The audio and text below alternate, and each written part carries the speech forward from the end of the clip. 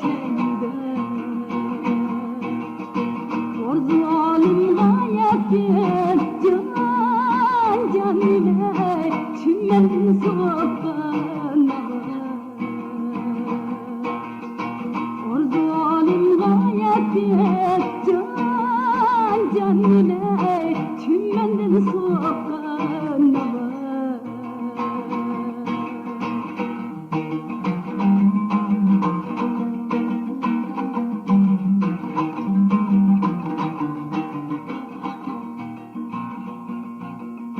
Kirpitinda tuğayla canimey Bu garip kimye payla Kirpitinda tuğayla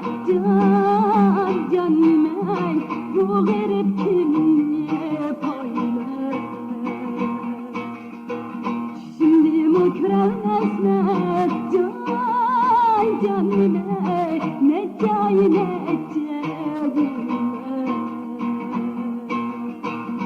Şimdi mükrevnesine canimey Ne cahile Ne cahile